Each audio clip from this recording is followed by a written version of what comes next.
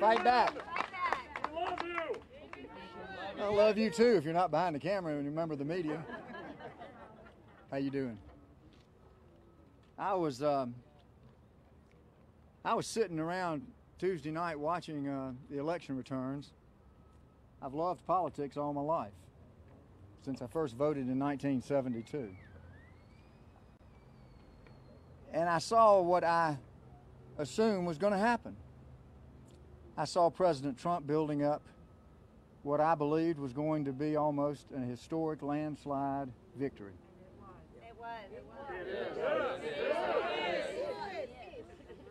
And then all of a sudden, every network,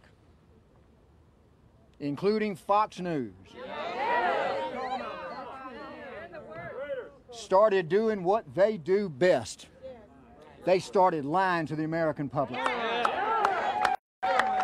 And they took a victory from Donald Trump and they called it a lie. They took a defeat from Joe Biden and lied and said he won. And they sent you to bed turning off the count of the vote so you could wake up the next morning like I did and go, what happened? What happened? When I was asked by President Trump to help him in Georgia and perhaps in other places around this country, I said yes. When former Governor Perdue asked me to help him, and Vernon Jones asked me to help, and the Republican Party asked me to help, I said the same thing I said when Nicholas Salmon asked me to help him. I said the same thing I said when Kyle Rittenhouse asked me to help him. I said yes, because there is a cloud over this country. And if we don't get it right and we don't figure out what happened that night, that cloud is going to get darker and darker until it turns into a storm cloud and we're going to lose our freedom. So it is time to fight back. I've heard over the past several months, maybe a little bit longer, they've almost neutered the word. Well, it's a constitutional crisis. This is a constitutional crisis. Let me tell you, this is a constitutional crisis. And if we don't fix it and find out what happened and get it right, we're going to lose our constitutional rights. I've been watching for some other clients. 43 years of practicing law, I never dreamed the day would come when I would be in the United States of America and there would be censorship. If they take away your right of free speech, what are they going to take away next? Where they limit your right to go to church, what are they going to take away next? When they take away your First Amendment, they're going to come after your Second Amendment. And then they're going to take away your due process. And then they're going to put you in jail because you're a dissenting voice to the ruling elite, and you're not even going to jury trial. They're going to take away your constitutional rights. This is a constitutional crisis. So let's find out. Let's find out what happened. This is about truth versus lie. You heard former Governor Perdue say exactly right. Count every legal vote. Illegal votes don't count. Illegal is illegal. So let's find out what happened. Let's find out what happened when they sent home the Republican spotters and then stayed around and counted votes in Fulton County for 3 hours. Let's find out what happened. Because something happened. There are no coincidences. There is an explanation, and when something doesn't make sense, it's usually false. It's certainly less than the truth. We need truth. We need, like when you swear in a witness, you don't say tell the truth, you say tell the truth, the whole truth, and nothing but the truth. So help you God. This is a nation founded under God. Don't ever forget that.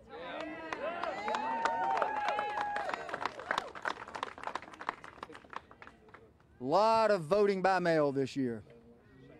Just happened to coincidentally occur in large part because of COVID. There are no coincidences. And where is the potential fraud, or the fraud, if you want me to be totally accurate? It's in the mail-in votes. If you don't think this was planned, go home. Plandemic. I know Mickey Willis that did that. I helped him do it. If you don't think this was planned, enjoy losing your freedoms under the Kamala Harris administration. And she's not going to be running this country. Nope. There are going to be people running this country that are rich, they're globalist. Some don't even live here. A lot of them are involved with foreign countries. It's time to tell the truth and be truthful and face the truth. This country is under attack. This was nothing more than a revolution. They're trying to take away your rights. They're trying to take away your Constitution. They're trying to take away, ultimately, your freedom. Don't let them do it. Donald Trump has fought for the people. That's why the people voted for him.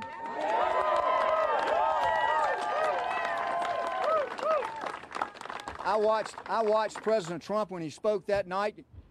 He had to be tired. I know he had been out in an almost unbelievable stretch of campaign speeches, 2 or 3 days in a row into the 2 a.m. hour.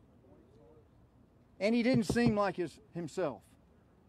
And then he spoke yesterday, and you can see that he's troubled because he sees what's being done to the people. And you can say whatever you want to about President Trump, but I will tell you this. He ran for president because he wanted to help the people. And it's nice to see Ronna here and former Governor Perdue and Vernon Jones. I'd like to see Lindsey Graham and Nikki Haley. I'd like to see the Republicans stand up. I'd stand up for this president. I've watched him for 4 years, and he's been out there fighting for the people, and he's almost been always fighting by himself. Fighting against the Democrats, fighting against the Republicans, fighting against China, fighting against Iran, fighting against Russia. It's time for us to fight for Donald Trump. We want to find out if there's double voting. 1.6 million absentee ballots, a record. Was there double voting? We got to investigate it. People registering in Georgia to vote, then changing their registration to another state to vote. Was there double voting? We've got to investigate it. Triple. I mean, look at Detroit. There are rumors there that they had a record turnout by people that are in excess of 100 years old.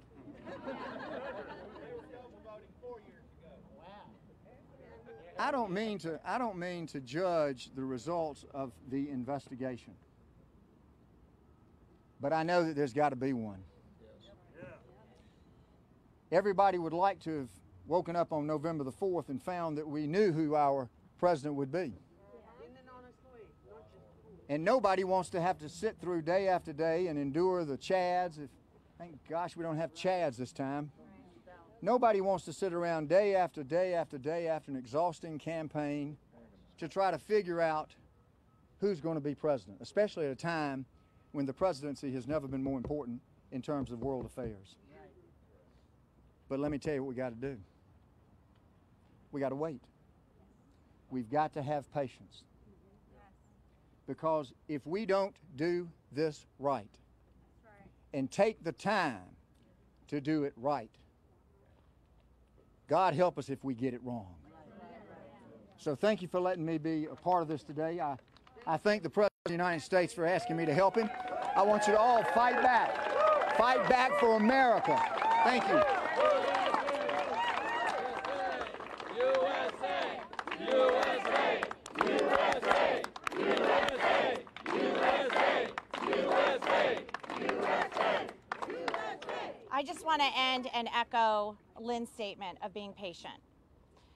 Everyone has talked about being patient, the media, Joe Biden. The irregularities we have seen are concerning. In Michigan today, we announced a whistleblower who was told to backdate ballots. That's illegal. An election official who was told by people in the room that many of the election officials were also told to backdate ballots to make them legal against state law. These are the type of irregularities not only should we be pursuing, but the media should be pursuing. Every American deserves to have faith in our election integrity. And this is what we're asking. Let the ballots be counted. There's many, many military ballots still out here in Georgia. Just be patient and wait. Please don't rush to call. And please take these allegations and these irregularities seriously, because they're important to our democracy. And that's all we're asking for today. We're going to pursue them. We have a hotline where we are taking tips. We are getting statements. We will be getting affidavits. And then we will be making legal actions when necessary. We're not going to jump the gun. This is a long process, but please be patient and allow us to pursue those irregularities. That's the fair thing to do for everyone who voted, who wants surety that our elections are fair and honest. So thank you all so much. Keep moving. Are we taking questions from the press? Okay, we can take some questions from the press if we want. Oh, Mike, you run. Excuse me? What can we do? What can we do? So we do have some irregularities we're looking at. Again, we are not going to jump the gun, but they are serious, and we want to take a look at them before we go out and push that until we fully vet them and make sure they're real. President Trump has been saying he wanted the election called on election night, so why is it now waiting for so long? Well, we want all the military ballots counted, and we want the military ballots counted. They have a due date today in Georgia, so let's make sure that that gets through. We want every legal vote counted. The president has been saying that. But these irregularities do need to be pursued. If you have an irregularity, go to the hotline 470-410-8793 and also to djt45.com/stop-fraud. But this is a patience thing. I'm only taking press questions right now. But this is a patience thing. You know, everybody should have that assurity. What is concerning is in Democrat county after Democrat county, poll watchers were pushed out, specifically in Michigan. How does that make you feel faith in the process? Why can't you observe? Allow everybody to have transparency. That's all we're asking for, Democrats and Republicans. That is called fairness in the election. And what we've seen so far is that didn't happen consistently across the state of Georgia. And we will be pursuing those irregularities and bring that evidence forward after we vet them. Ronnie, you said that at the beginning that you would be laying out specific violations, and we haven't heard any yet. So I do have some specifics. I was told to hold off on sharing those, but I do have some specifics. We're gonna wait until the attorneys look at it. But the specifics we have in Georgia are very serious. Again, I'm not going to run and rush to judgment and push allegations out until we vet them first. And that's the right thing to do. But what I will say is the allegations we have are serious enough that they should be vetted, that they should be. About 6 or 7. Well, I'll talk to you about Michigan specifically. And I know that's not your state. As we get these hotlines in, we had poll workers who have put statements in place that they had found ballots that should have been thrown out, put in the spoiled pile, and then put back into the regular pile. We have this whistleblower who said they were told to backdate ballots, specifically by an election official, allegedly a former director of elections in Michigan. We have actually taken that to the U.S. Attorney in the Eastern Court of Michigan. So these are the types of things we're seeing. Being pushed out of polling places, falsifying the number of Republicans that are there, and then as Republicans go to the bathroom or take breaks, not allowing them back in to observe. Right now in that state, we're not even able to observe the canvas right now. You have to stay 20 feet away. How can you meaningfully observe when you're 20 feet away? So these are the types of things we're pushing for. Transparency, make sure people have the right to observe the canvases, give us time to pursue these irregularities, and help us pursue them yourselves as we push out. One more right here. You didn't characterize the counts that we saw Tuesday night this way, but some other speakers characterized some of the big early leads we saw for the president in certain states as evidence that he had won, and then all of a sudden votes were being found. But what we saw, for example, the reverse in North Carolina, where they had counted absentee ballots that the Biden campaign had prioritized, and he had the lead, and President Trump came back and looks in position to maintain that lead. Do you share some of the concerns of your fellow Republicans that just that order that we saw in, say, Pennsylvania and Michigan, is that in a macro sense evidence? Just the way that people voted and the way we count? Well, we knew there were going to be ups and downs as absentee came in and election day vote. And some states vary them. That in itself is a sign No, we don't. We know that that's going to be what we have concerns about are states that would not give us the full total of absentee ballots that were outstanding. We could not get a count on that. I think that's troublesome. Let us know. I mean, we should be able in this day and age to say this is how many absentee ballots came in before Election Day from the Secretary of State. So those are types of things. We are due for some election reform in this country. Clearly, we have problems where people are feeling disenfranchised and we're not getting meaningful answers and these counts are lasting so long. So we need to fix some things. But right now, what I'm saying is we've seen some irregularities that are serious enough that we want time to investigate them. We're going to go through the proper procedures. We're going to take them to the attorneys. We're going to vet the claims. We're going to make sure they're valid, and then we will bring them to you. But that is something we need time for. And with Georgia having a recount, we should have that time for that. Great, thank you. We got to run. Thank you. Thank you. Thank you, guys.